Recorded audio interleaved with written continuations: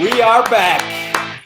Another episode of You Don't Look Like a Therapist with myself, Mitchell Paulson, licensed professional clinical counselor, private practice therapy owner, Denver, Colorado, St. Paul, Minnesota. Welcome back. Thank you guys for waiting. It's been a couple weeks since I was on with JoJo, and I'm super, super excited to be here tonight. Going to be one of my favorite episodes. I know I say that every time, but this is the truth. I got my big sister in the building tonight, my big sister, Holly Hess. Holly, welcome to the show. Thanks for being here. How are you tonight? I'm great. How are you? I'm doing well. So I got my big sister, Holly. She's calling in, zooming in from Racine, Wisconsin, just south of Milwaukee. And we're talking tonight about identity. We're talking about being our authentic selves. We're talking about relationships yet. And we're talking about basically how do you survive in this world when being true to yourself, but still being a professional and being a husband or a wife or a partner and all the different roles and all the different hats that we wear. And how do we do all of that while still staying true to ourselves? What this whole show is about. So You Don't Look Like a Therapist. You guys all know that by now. And so the whole purpose of tonight is to talk to Hall about how she's done that with her life. She's worn a lot of different hats. She's had a lot of different careers. She's done a lot of different great stuff. She's currently working at Carthage College, helping students to find their purpose and find their meaning in life and figure out how they launch into the world and how they're also going to do this. The same stuff. How do I be a professional? How do I figure out who I am when I'm in my early 20s or I'm in my mid 20s or whatever, and trying to figure out a way to do this. So Hall, go ahead. Tell us a little bit about what you do at Carthage. Give people a background about who you are. Thanks for being here. Number one, I love you. It's good to see you. And go ahead. Tell us a little bit about what you're doing currently in your role at Carthage.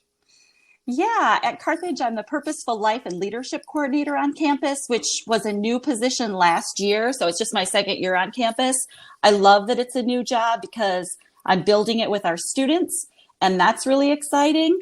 And I really spend most of my day just having really interesting conversations with young people about what their life is calling them to do, what they're interested in, what they're curious about, what gets them excited about life, what kind of drains them of that. I work across campus. Sometimes I guest lecture in classes. I run workshops on purpose and leadership. And I'm just somebody who's not their mom that they can, and not their therapist, right? Exactly. That they can talk to and say, like, even though everybody in my family has been a dentist for 4 generations, I have this wild idea that maybe I want to be a teacher. And what am I supposed to do with that? Because that's not who we are. We're dentists, right? So kind of helping them tap into their authentic self and asking questions that are going to guide them, not just in this time, but throughout their whole lives. For sure. How many TikTok videos do you make a day, Hall, with all the students on campus? You making a bunch of them? I've made a few. Yeah. I do try to send those off to my friend and colleague, Debbie. She is the TikTok queen. Nice. I love it. I don't have TikTok yet, but I just continuously get closer and closer to making one just because I feel like I'm the only human at this point who doesn't actually have a TikTok. And I don't know shit about it, but I think it would be fun to do. I think I could send Campbell your way. I live with 3 teenagers and a young adult. So there's a lot of TikToking happening here. I believe it. And Cam is, she's super glam. She's Hollywood. She's all that good shit. So I believe it too. Yeah. Well, Hall, thanks for being here. The job you're doing on campus, it's great. To have a college who has created a position to help young people figure out what they want to do with their lives and how they're going to move forward, and to answer some tough questions about my identity and my family system and maybe all the things I've been told I needed to do or should do. And what if I don't want to do that shit? What if I want to do something else? This is a great conversation. It's a really great position that you have. I know you'll love it. So this is your second year at Carthage, right? Yep. Second year on campus. So far since you've been there, how have you grown and how have you seen the position grown over 2 years? It was a new position. You were starting from scratch. You were trying to figure stuff out and build it. So what ways do you feel like this position has already grown and that you've grown into it in 2 years? Well, I had 3 appointments today with students who I'd never met before, who had just reached out and said, I heard about you. I read about you. I have some questions about who I am. Can I just come in and meet with you? So I really expected that there would be, workshops and guest lecturing and kind of guiding conversations among faculty and staff, and hoping that that would translate to students. But I really didn't expect that students were going to be so hungry for this conversation that they were just going to dive all in with these, big ideas. I'm amazed at how hungry young people are to live a life that's meaningful. For sure. For sure. And it's really interesting. Holly, you know this. I was a school counselor for 8 years. And so as a school counselor, a lot of what I did outside of just like messing around with kids in the hallways and clowning around a lot was we talked a lot about in high school, junior, senior year for sure. Young people are starting to think about what is my meaning? What's my purpose? What do I want to do? And even back then you heard so often like, well, my mom and dad are this, or my caregivers are this, or my guardians are this. And I feel like I have to, or my siblings are so-and-so.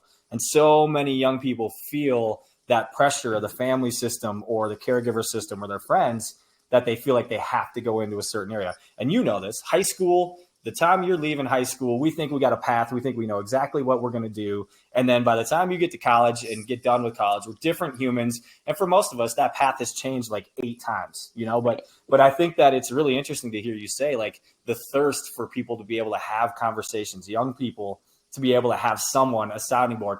I don't want to talk to my mom or my dad or my caregiver or my aunt or my uncle. I talk to them my whole life. I want to talk to someone who's a safe space, who I trust, but comes from outside of my orbit a little bit. It's a lot like therapy in many ways, right? People come to me and they're like, I just need someone to talk to who I can trust, who I'll get to know, but I don't have to worry about their preconceived notions or coming in with a certain agenda or whatever. And I think what you're doing is in many respects very similar to that. And seeing the need for young people to have those conversations outside of their core group of supports. Yeah. And, you know, I do look like a therapist. So I have to remind them, I'm not a therapist, but I know a great one if you want to talk to it. Right? I appreciate it. That's why I'm full. I love that. You've been really helping me out. Yeah. So I think one of the big things that I first do with students is like a lot of peeling back layers. They come in with this idea of who they are, what they should be, what they're good at, what they know, right? Mm-hmm. And then it all kind of starts to blow up. They're learning things and hearing perspectives that they've never even considered before. Mm-hmm. And they're realizing that, you know, just because I was really good at biology and named Science Student of the Year doesn't mean I need to be a scientist, because every time I'm in an art class, I feel like my brain is on fire with creativity, right? Yeah, so it's a lot of who are you authentically and what has been assigned to you. So first we kind of start doing exercises where they peel that off. And I actually use Post-it notes and we physically like put that stuff on and then peel off what's been assigned. And then you can decide, do you want to put it back on there or do you want to leave it off? Because you come in with a heaviness, I think, of expectations. Expectations about who you've been and what you're supposed to be and who you were. But really, you're just trying to, I think it's best sometimes to just blow that all up. And now let's see who we are. Who are you here? Yeah, for sure. Because who you were isn't who you're going to be. For sure. And I think that, right, the idea of like who I was growing up in my hometown or the schools I was in or the clubs I was a part of, man, that might have just been a role I played for the most part. Some of it was pushed on me. Maybe I chose that because I didn't feel like I had any other ideas, or maybe that's just who I was at that point. But this, you know, I'm the living example of that. I was all sports all the time, little basketball, football player, baseball player, and I loved it, and I still do. But who would have thought years later that I'd be a therapist or a musician or a fully tattooed punk rock kid? Because that's how like a lot of me always felt that way. We grew up in a small town and we grew up and our family system was great. And I love our little town and we had a lot of support, but there are still certain aspects of that I think you feel boxed in. And when you're young, it takes a lot to break through that. And in college, that there's so much growth and being able to step outside that. But I think you also see in the work you're doing is that even though we're launching out of college, right? 21, 22, 23 or above, a lot of people I think still feel that pressure or that box. And that's what you're speaking to, this idea of like, but is that really who I am and really what I want to do? Right. And also sometimes people come in and talk about what they're good at. Like, I'm really good at, keeping the peace, or I'm really good at, making sure everybody is happy or in a good spot, or that's my role and that's what I'm good at. And then I sometimes explore that with them. Like, are you good at that because you're good at that? Or are you good at that because where you were at the time required you to be that to survive, right? Or to be your best. So also as they're exploring their own roles, right? Because now they're in a new community outside of their family, most of them for the first time. they realize that the role that they played before isn't necessarily a role they need to fill now. And so if you're not filling that role, then you're free to explore other parts of yourself for the first time. Yeah. Yeah. You know what? And that's an interesting point. I deal with this a lot in therapy too. And we're talking about identity, and, I work with a lot of college students too, young adults, kind of right after college, that tough period of now what. But I think the idea of that freedom, that having the freedom to be able to explore anything, it can be really overwhelming for people. Yeah. And it can be like, holy shit, like I actually can be whatever I want, or I can explore things that are outside of what I've only ever known. And a lot of people are like, you know what? I'm going to crawl right back into the familiarity of that, because to think of outside of those walls or those limiting beliefs is so scary for people. And at times it's super overwhelming. So one of the things that I do a lot too is like, I get that when I say, you know what, you don't have to do that just because that's the role you've always played or the career you've always thought. You literally, and this can be relationships, this can be friendships, this can be where we live, right? These limiting beliefs are so strong. But to think outside of them, sometimes people are just like, that's just so much, and I'm so scared of it, and I don't even know where to start. And they're just like, you know what? I'm just not, right? I'm going to crawl back. And I always tell people it's the idea of like the prison walls, right? Like you're in, and maybe it's not terrible, but you also do realize you can, if you want to, you just open the door and walk out. And some people, and a lot of people are, you know what, the comfort and the familiarity of the prison walls, it's not that bad. I'm used to it. I'd rather stay here. And other people are like, you know what, I'm kicking that shit open, and oh my God, look at the possibilities. But a lot of people get really scared by that. Yeah. With students, I encourage them to pull, I call it pulling on threads. Like you don't have to make all these changes at one time. You don't have to, switch your major today. You don't have to go home this next week for spring break and tell your parents, hey, let's get to know each other because I'm a totally different person than I was, 6 months ago. But think about what you're curious about. Think about these things that are interesting to you, these questions that you have, and just think of those as threads. And we're just pulling threads, and we're just going to see. Some of that's going to be a real quick tug, and then, that's it. Others, you're going to just keep pulling, and that's just going to lead you down a different path. And you're just going to keep pulling and exploring and learning as you go. And that doesn't have to be scary, because a thread isn't something overwhelming, right? Yeah. And it's something you can handle. It's something you can manage. And, when that one runs its course, then we'll pull the next one. Yeah, it's a great way to look at it. And there's so many, the other thing is like to help young people understand that life is chaptered. It's all about chapters. Like this is not the be all end all, and where you've been and where you're going is going to be chaptered. And there's going to be pages ripped out, and you're going to draw all over shit again, and you're going to start over. And everything feels so big and so heavy. We've been there. I still feel that at certain points. But, and so this is an interesting conversation too. Hall, you've had multiple careers, lots of different things you've done. I love, it's so great to hear your story. So for yourself personally, you were on the news at one point, and you were doing all kinds of different things, and you're an educator, and now you're in college and private tutor and all this stuff. So for you, as you were going through your journey, did you struggle with this yourself? How'd you find yourself as you were doing this? Because you have a great, beautiful family. We talked relationship with JoJo last time. We'll get in just to a little bit how long you guys have been together, you and Scott. But as on your journey, you've done the same thing, right? You've kind of meandered to different things. And how'd you do it yourself? Yeah, absolutely. I think I just learned really quickly that it wasn't going to be linear, right? I assumed that it would be a straight line, right? Yeah. And then really quickly, I veered off. And I realized there's opportunities that are just going to come up that I can't even plan for. So I'm just going to do the best job I can do, build relationships with as many people as I can in this current experience, and then just be open to see where it takes me. And it really has been fascinating to see where it's gone. And I really try to tell students that, you think it's a straight line, it's going to look like scrambled eggs for most of you, right? And that's okay, right? Because for me, it's been that meandering path that's led to a life that's felt like it's been meaningful and interesting. And we talk about a sense of vocation or a sense of call. And it's like, you're going to be called and then called again. And your life is just going to keep calling you in new and different ways, because you're going to be a new and different person at different points in your life. And so I try to get them thinking about what skills do I want to have that I think can translate into me being able to respond to the opportunities that I have. And just being brave and knowing ourselves well enough to be able to step into it. Yeah, and for that you sure. don't have to be 100% sure. Yeah, and trust. Like I think one of the big things is trusting ourselves that we can make the next right decision for ourselves, right? Like we can Mhm. self-correct. And too often, whether it's moving across the country or it's a relationship that's no longer suiting you or it's this or that, the idea of like taking the leap to something that we don't know if it's going to work out. Too many Right. people, I think, we stay because it's that safety and it's that familiarity.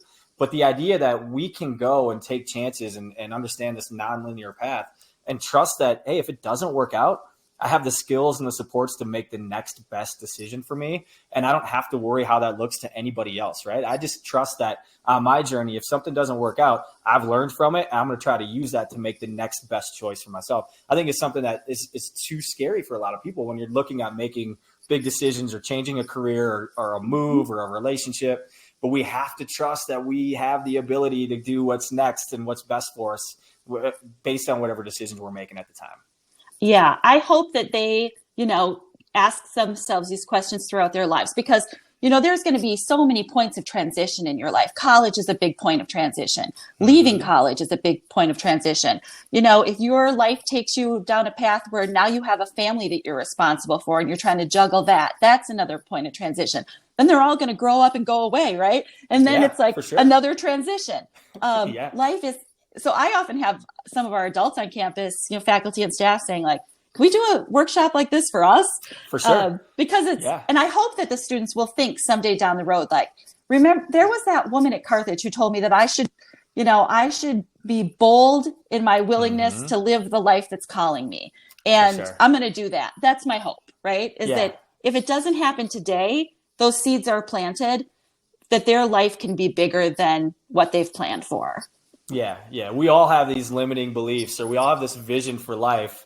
And oftentimes, those of us on the outside who are working with somebody, we're like, oh, but there's so much beyond that. If you're willing to allow yourself the freedom to look, and you're willing to trust yourself, and you're willing to trust that you deserve whatever it comes down to, right? Whether that's a relationship or a career or anything, like, I really deserve this if I'm willing to give myself the chance to do it. And I think that's a great thing that you're doing with the young people, because so much of high school and college is academics and where you going, what you plan. And I get that. Like, we need to have some idea of what we want. Right. But man, if we can get away from that to the idea of like paint all over the page, let that shit go.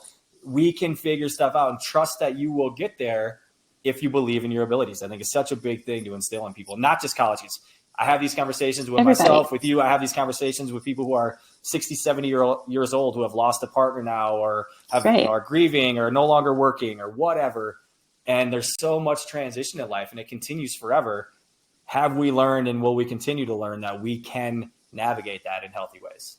Right. Yeah, it's really fascinating. I also encourage them, look beyond yourself, look outside of yourself.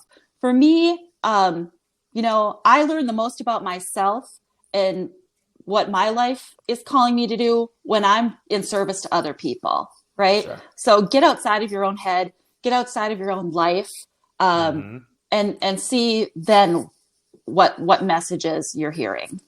Yeah, for sure. And speaking of that, so Holly, you've had these different jobs, right? Right. At this point, you're at Carthage. It's taken you to this point. You're loving it. It's doing great. What were some of your other favorite positions that you've had, careers that you feel like you've had that helped to lead you to Carthage at this point? Yeah, I was a director of communications and fund development for the Women's Center in Waukesha, which was a large social service organization. So that was really connecting the community with and educating them about a need that was happening in the community and how do they get engaged and how do we solve this. A lot of the work, when I look back, has been pretty community building. Then, I did some board trainings after that and did some consulting work, and I would come in. It was the same kind of thing, building trust, building relationships, helping organizations see themselves differently, pointing out things, helping them see things that they couldn't see in themselves. And then, the kids were little and I was surrounded by, all these babies tugging at my legs and, you had a lot of them. Yeah. Yep. Got a bunch of them. So, I had this opportunity to work really part-time, mostly from home at our church, which ended up being awesome. I was the director of serving ministries there, which meant I'd go out in the community and engage where needs where the needs were, assess what they were, and then just call back and say, hey, there's a dryer fire at the homeless shelter. I need six people to meet me at the laundromat so we can get this laundry done. Or, the cook got sick at the hospitality center, which is our day shelter here. So I'm going to need a team of you to meet me down here to do this. So we were plugging community needs. And my job was to build relationships so that people would trust us to do that. Yeah, for sure. Yeah. So most of what you've done has been, education, community, social services, giving back kind of careers.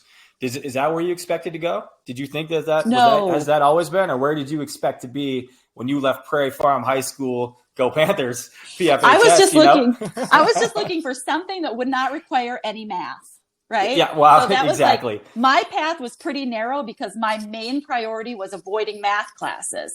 And now I tell students, like, you don't need to avoid those kinds of things, right? Don't carve such a narrow way for yourself. But for sure, I didn't really know what I wanted to do. I was a first generation college student. I didn't really have a point of reference for this. I knew I liked to write and I knew I liked to tell stories. So I thought probably a journalism career would be for me. And, like you said, I worked at a station in Milwaukee and I worked at a couple of stations in Green Bay. And what I found was there was an opportunity to tell the story, but it had to be really short and very sensationalized. And I felt like there wasn't a depth there that was going to be satisfying for me. I wanted to sit for hours and get to know more, right? Right. And to walk along and not be somebody who just kind of jumped in on a crisis situation or a breaking news thing and was like in and out.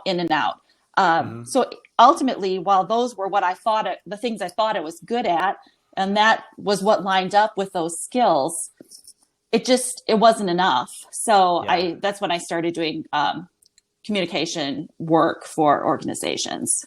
Yeah. And that's an important note too. I think sometimes like the things we're good at doesn't always match up with our interests necessarily. Right. And the things we're good at because I think that's so often how it's drilled into our heads in education when we're young is like, what are your aptitudes? What are you good at? What classes are you good at? Well, then, okay, like that's kind of the path. We're going to put you into like this IB track or this advanced honors track. And that's just what you're good at. And you're told repeatedly that that's just probably what you're going to do. And sometimes what you're good at and what you love or what your passions are match up, and that's great. But sometimes the things that you're good at have absolutely nothing to do with what your passion is. And that's another thing for people to explore a lot is the idea of like, my identity doesn't necessarily have to be tied to what I'm good at. That's not a part of me all the time. As we're talking identity development and how do you be your authentic self, it's okay to look at that and be like, look, I know I'm really good at this. I'm good at whatever, right? Writing.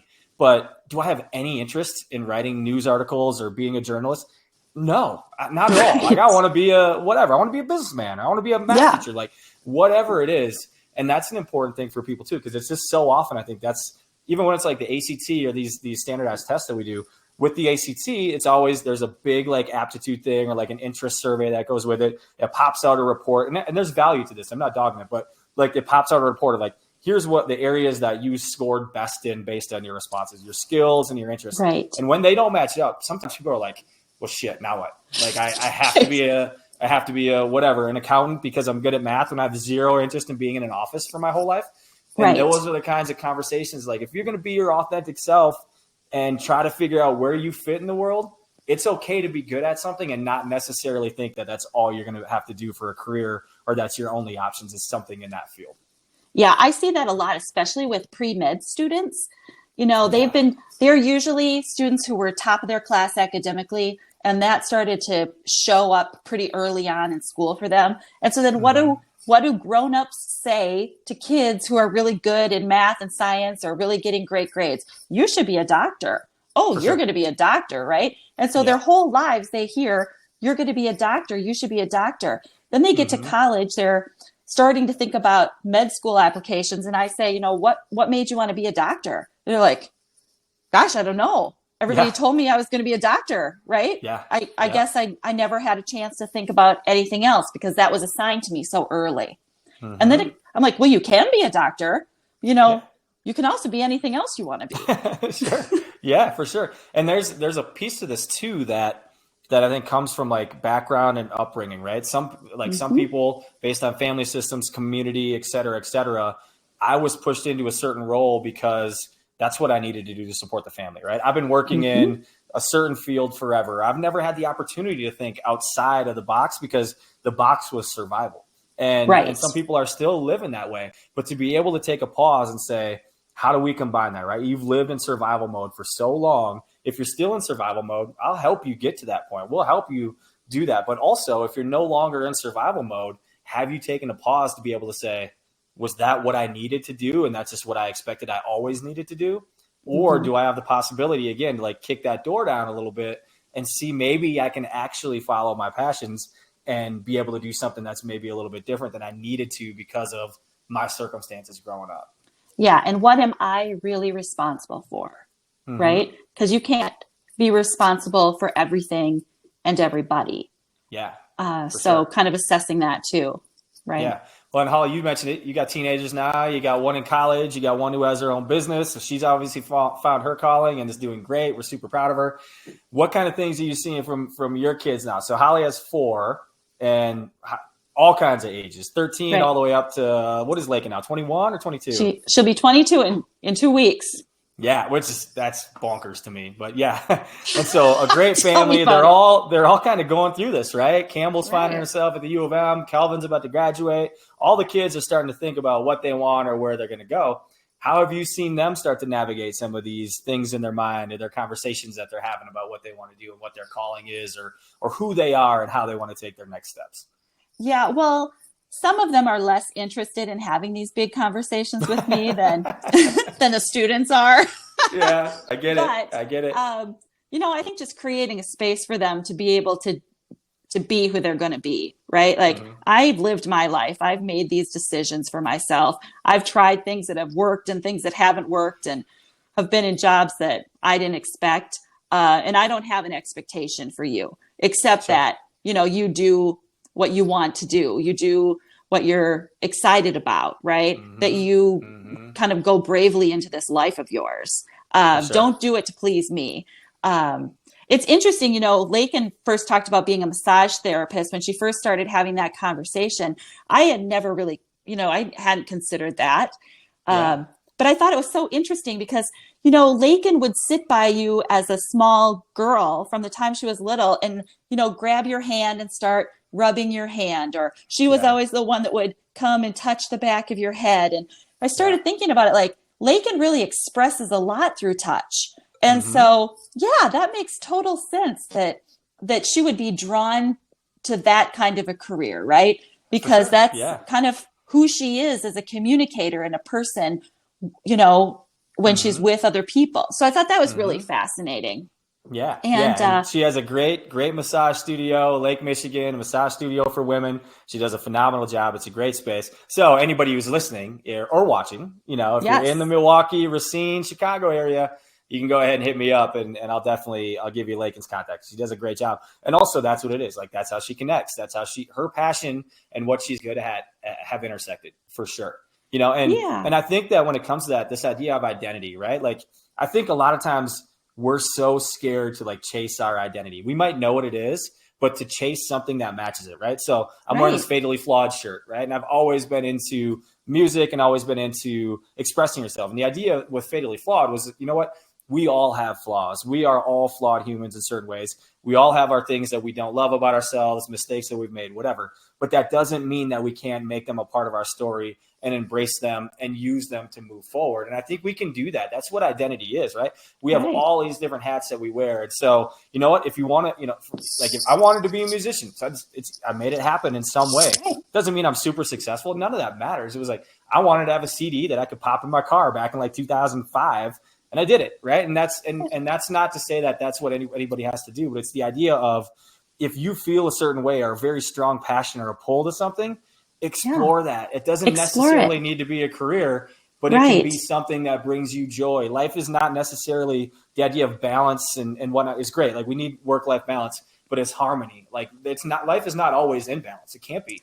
But you can find harmony in that too. And I think that's a big part. What are your passions? What brings you joy? What fills your cup? And are you willing to go for that stuff? Doesn't mean it has to be anything huge or grand or I need to be a musician or a clothing line or working at a college. But are you willing to explore that stuff and be okay with where it takes you?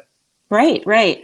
Yeah, Campbell was that kid who, was getting pushed toward math and science careers, and you could go to medical school. And, when she was young, she was already interested in healthcare, and she was kind of on that path. And, people would say that, or she'd bring that up. And I was constantly like, or you could own a flower shop.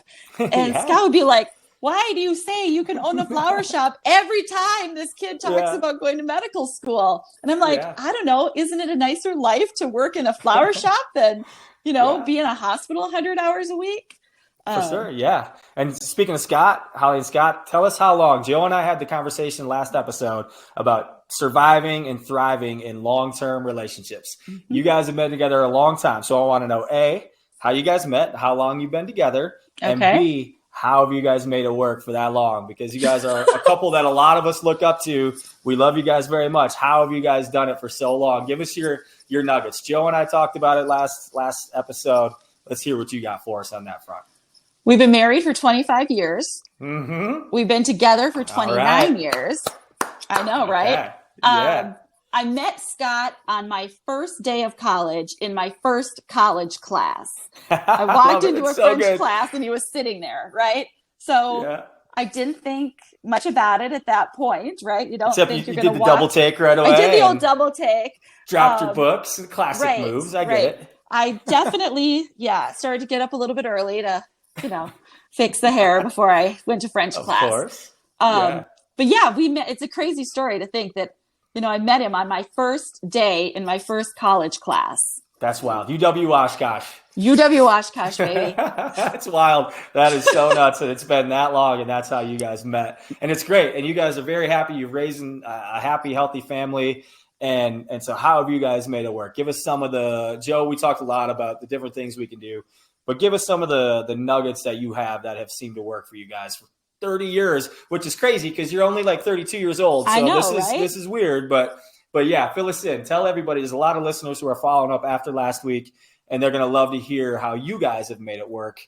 And just for that long, it doesn't happen that often these days. So it's a valuable and it's a beautiful thing to see it. And people want to know, what's the secrets? Yeah. Well, for us, I do think when you meet someone that young, right, there is some luck involved because you're not a fully formed human being yet. So you can, meet someone and have two really great people and life paths take them in different directions. So the idea that we were really able to grow up together in a lot of ways and stay on the same track while we each did our own thing, there's a little bit of luck there. But also I think, we just try to have fun in the daily things. It's not, it's not big acts of bringing flowers home or, planning trips or, doing these kind of big out of the ordinary things. It's really like having a good time in just your ordinary day. I'm excited when he comes home from work because I'm, got a funny story I want to tell him, or, I've been waiting all day to kind of toying with a question and he's the right person to ask. So I think a lot of it is just, just making sure that you're just kind of having fun and enjoying your day-to-day life. We're not really big over the top expectation people, right? We, I would say it's just really steady. Also, Scott's not the kind of guy that you wonder who's going to come home at night. Like he's a really even keel person and I'm a little more hyper. So we have a pretty good Anybody balance. Listening or watching, his mind is freaking blown right now. That's not possible. Oh, yeah. If anybody listening who doesn't know us, doesn't know the family, Holly and Scott are very opposite ends of the spectrum when it comes to personality. Scotty, very even keel, not too high, not too low. Might go an entire night without saying a word. Or you have Holly on the other end who is mountain high, valley low, very much going to talk your ear off. Very hard to get off the phone. You're like, all right, I got to go. I got a meeting. Yeah. And just continues with the conversation. So it is really funny for anybody listening. That is the two of them in a nutshell. But it works, right? It works for you guys. It works. That was why I was really excited about this. I'm like, I'm going to have him for a whole hour and he can't come up with a bunch of excuses to hang up. Exactly. Yeah, I know. I'm always like, all right, I got a client Gotta coming up. I run. gotta go. Got something. It's the But it's Midwest great. goodbye. It really is. Yeah. But it's awesome. You guys have made it for so long and it's been so healthy. And like everybody, we all go through stuff, but it's that idea. Too often, one of the things that we lose first in long-term relationships is having fun with each other. Yeah. Think of what you do when you just get together with someone. It's exciting and it's fun and you enjoy being around them. And not every day is going to be like that. And you can't be like that forever, but you can still have fun together and you still want to see that person have joy and share experiences. And when you're there, that's half the battle for a lot of people, and you guys live it a lot.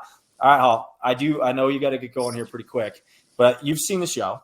I run everybody through the gauntlet. So before we get to the gauntlet, this is what we're going to say. So there's a lot to this conversation that we didn't even get to yet tonight. We focused more on career kind of stuff, next steps, identity. But when it comes to identity, there's a lot of stuff related to sexual identity, sexual orientation, finding myself, relationships, things that we haven't got to yet that I really think are important when it comes to this conversation of my authentic self. Even the idea of how do I look a certain way and work in a certain career field, or how do I have conversations with my family or my supports about changing my ideas, right? Things that we haven't got to yet. So this is not a one-part conversation. So we're going to have Hall back for sure. We're going to do part 2, probably part 3. We're going to talk about some of these other areas that I think are really, really important and really are things when people are, especially in college, not always, but especially in college, when you're starting to find yourself a little bit and explore who you are for the first time, when things related to sexuality come up or things related to moving or my family system, they're really difficult and scary conversations. But I know for a fact you have a lot of people and a lot of students who have been coming to you with those kinds of topics, right? Right. Yeah. Yeah. It's a pretty common thing on campus. And I think too, people recognize pretty quickly, like, that's a safe place for me to just kind of go and test drive that conversation. For sure. Right. Sure. And so kind of feeling like you have a chance to practice saying that out loud to somebody. Right. And then be able to have conversations with somebody who can really just respond to you in a way that's, really kind and supportive and open-minded does make a huge difference. But who we are and who we think we are and who we really are meant to be, those are big, heavy conversations. And I would say to parents too, it's like, your kids aren't coming to you with these conversations lightly. It's for most of them been a pretty painful process to get to the point where they're going to really come and be able to actually say this out loud to you. So, I mean, meet that with gentleness. Yeah.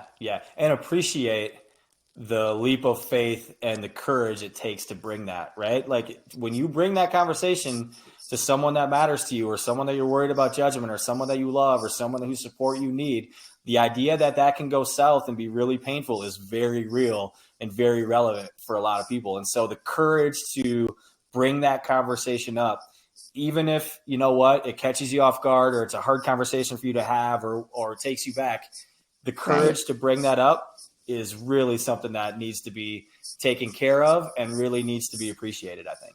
Yeah, I agree. And when somebody comes to me and wants to have those conversations, or, a lot of times it's like they know the answers. They're not coming to me for answers. They're coming to me to just kind of say what they already know. Right. And so if there are questions beyond that, I will send, we have a great counseling center on staff and I'll send them down for that. But really, when somebody comes and wants to kind of introduce you to their authentic self in whatever way that is, it's a real honor.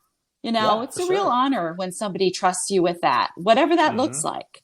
And I know you don't take that lightly in your role. I don't take that lightly as a therapist. There's nothing harder than coming to someone with the potential for being rejected or the potential for judgment or the potential for hearing something that is hurtful. So when someone brings that to you, it's an honor. And that person deserves to know that you appreciate how much courage and how difficult it was to bring it and how much we're thankful for it and how much we're glad to be a part of that journey, wherever it goes and however much we're a part of it. The fact that we're having this conversation is really, really valuable and really something that I take with a great amount of respect with the people I work with. I know you do too. Yeah, definitely. All right, Hall. So you've seen how this goes, right? I'm going to ask you I some know. questions. Okay. One or the other. I hope you're ready. You should have a beer right now because this is going to be tough. I feel like I need a beer. It took Joe. Joe got through one question, was like, hey, dude, hold on. I got to grab my other beer. So that's the hot seat is hot. This shit is no joke. So well, I'm sweating. Start off easy. Okay. Right. That's why you need a cutoff tank. You'll be fine. See? Yeah, no Episode kidding. Episode 2. Crop top. There you go. All right. I'll start off easy for you. Okay. Okay. Would you rather ride a Peloton or go out for a run? Oh, God. These are good. This is the easiest one. This is the easiest one? I would rather ride a Peloton. Okay. And you have one, right? You guys have been cranking up the Peloton? Right. Yeah. Okay. How's it going? Have you fallen off yet? It's going. Okay. All right. I'm not breaking any records. Well, I mean, that's all right. Tara, our other sister, is breaking the records on the Peloton. She's the one doing that. You don't She's need the to. one We got to a have family this conversation member. with. Exactly. That's a really hard question for her for completely opposite reasons than it is for me. Like, what would I love to do more? And for me, it's like, what could I suffer through? How can I get out of both of them? Exactly. Right? Yes, exactly. Anybody want to go grab a beer? Yeah, exactly. Okay, so this is the second easy one. There is a right answer to this one, and don't forget who the host is, okay? Right. Tottenham or Arsenal? Oh, gosh, you are asking me. This is like Sophie's choice of soccer. I know. So Man United is not an option. No, Arsenal. No. Arsenal. I knew you were going to say that. Only because of Calvin. Calvin, my nephew, loves Arsenal, right? And so I knew that was what it's going to be because he'll listen and he'll pay attention to what you say. Guys. Come on. No, my friends are also going to listen, so be careful. Be careful. Oh, yeah. Proceed with caution. Yeah, you know my friends. They're a bunch of idiots, so just, take it easy. Okay, this one's going to be pretty tough. So Holly and I love Milwaukee sports. Brewers or Bucks? Well, I'm not real thrilled with the Brewers lately. Okay, pretty mad about Corbin Burns. I get it. Yeah, I'm going to go Bucks. I love Giannis. I love that he walks down the street still in Milwaukee. You see him in the grocery store. He's at the taco truck. I love it that you go to a Marquette game, and if those guys are home, they're at the game. They're just they're a great team, but they're just guys who love living in Milwaukee too, and they're part of the community. So I would say Bucks. Okay, I agree. I do think that's great. Giannis loves Milwaukee so much. I know, like, Jay Crowder's back now, Wes Matthews, all those Marquette cats. People who when you live in an area that is a small sports city, you have to have athletes who live there who love it as much as the fans do. And that doesn't happen everywhere for sure, but Green Bay is one for sure. But Milwaukee is a great sports city, and the athletes that embrace it and love it as much as we do, man, they'll never pay for a Butterburger or custard again because people love them. That's right. All right, so that one's tough. Okay. Here's another one. Best story that your favorite story of me and my idiot friends, okay? Here's the two options. I want to know which two you scaled this down I came up with two, which is ridiculous. I don't know how I did it, but I know these are two of your favorites. Okay, your favorite. Us getting pepper sprayed in Dinkytown at like 3 a.m. on a Wednesday night outside of college bars, because that happened like 2 summers ago. Or us jumping into the Milwaukee River downtown Milwaukee at like 3 a.m. during Summerfest. Ooh, those are two good ones. They're pretty good ones. I have to go pepper spray simply because there is a video of it. Yeah, we can relive it over and over again. So to everybody listening or watching right now, me and two of my best friends, we were out in Minneapolis one night. We went to the Loons soccer game. We went out to the spot. We had no idea where we were going. We ended up outside a bar. There was a scrum out there. Somehow we ended up next door. We ended up getting into this like cloud of pepper spray. I immediately took video of it and then called Holly and told her that, hey, are you excited for Campbell to come to the U next year and hang out with us? So there's a little bit of trauma there, but it was a stupid but great story for us. The crazy thing is that the three of you are her emergency contact people, right? I not only who better in the Twin Cities, but I turned you into the emergency contact list. Two of you me were and Ben coughing and Ty. uncontrollably. One of you was blind. It was, Yeah. yeah. It's something. I mean, she has the all-star cast of emergency contacts in the does. Twin Cities. No doubt about it. Yeah. Nothing Okay, to worry about here. no, we're all good. Totally, totally good. Okay, this is a big one for someone in Wisconsin, Hall, and we like beer, and so PBR or Schlitz. Oh, Schlitz. Okay, all Yeah, right. I'm totally Team Schlitz. Okay, I figured so. That's a classic, and it's a local that I figured you would pick. Classic Milwaukee beer. Okay, a couple left, Hall. This one is going to get you where it hurts. So we love Door County. Me too. Wisconsin is one of our favorite spots. Hall, they have a place up there. We go up there a lot all year long. So two of our favorite spots that we go to. One in the summer is called the Stauber. Did I pronounce that correct, Hall? Yeah. Okay. Stauber, big outdoor patio, great space. So would you choose the Stauber or the Mink River, which is like the little local dive that everybody also loves? Our two favorites, I think, probably up there. That's a tough one. Which one are you going with, Hall? That is a tough one because Stauber is all about, those long Door County summer days and nights, right? You're outside, you're looking at the water, the beer is cold, the nights are warm, but there is nothing like a Wisconsin dive bar, and that's the hill I'll die on. So I'm totally going to go with Mink River. Going with the Mink, baby. The Mink, baby. They'll be happy to hear that. Give her at the river. Exactly. We love it. It's a great spot. That's Ellison Bay, right? It is Ellison Bay. Ellison Bay, Wisconsin. Population maybe 100, something like that? Yeah, maybe. If you can't have fun in Ellison Bay, you can't have fun. You might as well not come to Wisco at that point. That's for sure. All right, good choice. Okay. So now let's see. What do I got? I got three left, Hall. This one's going to be great. So we do a family Christmas, me, mom, my sisters, and every year. And usually every year, Holly and I do something to piss everybody else off, just the way it goes, right? It's something. Happens. It's been happening for years. And so, all right, Hall, what's your favorite way that we piss the rest of the family off during these Christmases? A, shotgunning a beer and having a shotgunning contest. In the garage. B, in the garage in Prairie Farm, Wisconsin, or B, sliding off to go to a brewery when everybody else goes left, and then we send a text later like, oh, hey, we're going to stop over at a brewery quick. We'll be home later. Which way? Both upset people. They get over it. We have a great time. It's nothing big, but we know that if we do either one of them, somebody, mostly mom, is going to be like, aren't you guys ready to come home yet? Or do you guys really have to shotgun that beer in the garage? So for you, Hall, which way would you rather upset someone during Christmas when we're back home? I think shotgunning beer in the garage is always the way to go. I mean, it's like it sounds right like under the most their small nose. town in Wisconsin You can't thing even ever. say like we took a wrong turn or we stopped for gas and there was this brewery right there. It's like, meet me in the garage.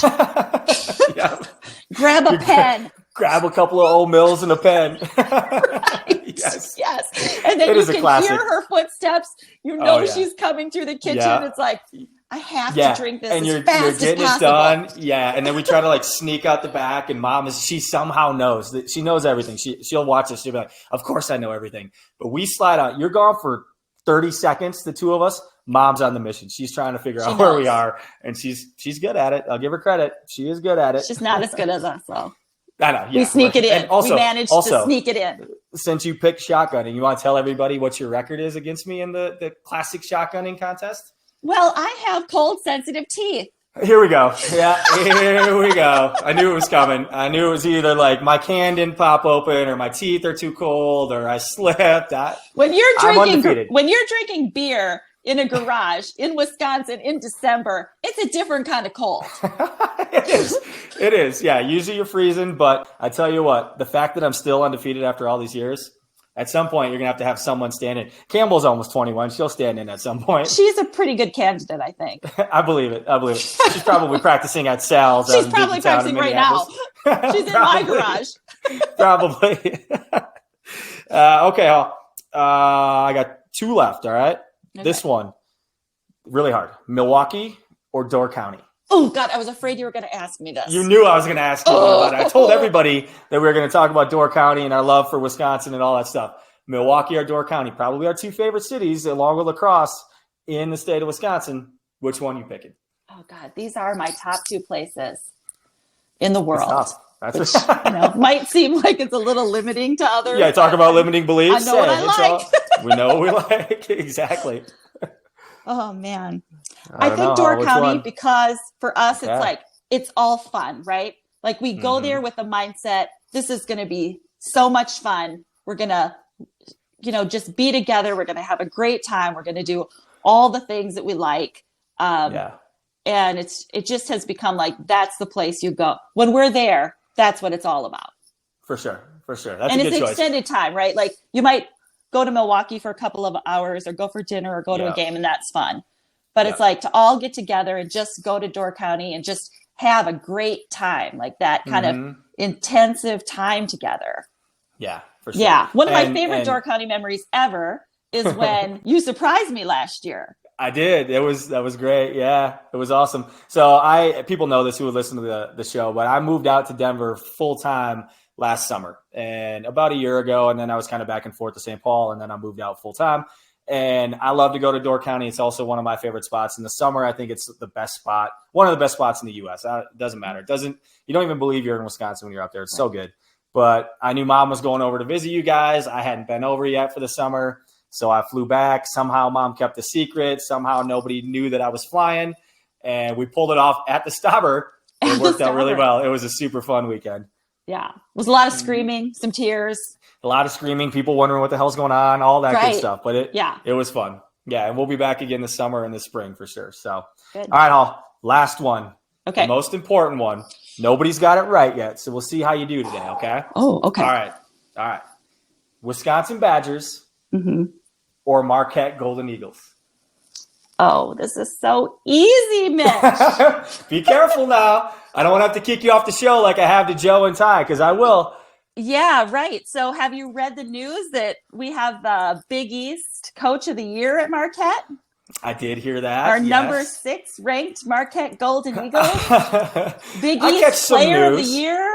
I catch some news. You catch some news. Yeah, I did. How are the Badgers doing? They just got beat like 10 minutes ago, so they're probably out. So since you're choosing Marquette, just like I say, that's the point. We got to kick her ass off the show, just like Ty, just like Ben. Nobody gets it right, and that's okay. But we're going to have you back, Hall. Thanks for coming. It was awesome. Got a good chance to hang out. I think we talked about some really, really valuable stuff for a lot of people. We're going to continue this conversation for sure. We'll do episode or part 2 of this and part 3 and a whole bunch of stuff. So thanks for hanging out. Thanks for calling in. I think people are going to have a blast with this episode. Excited to get it up. To everybody who's watching, give Hall a big shout out if you can. I'm clapping for if you're not watching and you're hearing it. Hall, thanks for coming. Will you come back and see us? Yes, and I'll call you in a little bit. Okay, good. We got to talk about it. We got to have our processing. Absolutely. Right. All right. To everybody else watching the show on Spotify or YouTube, everybody listening, wherever you're streaming, thanks for being here. It's Mox, and I'm out. Thanks.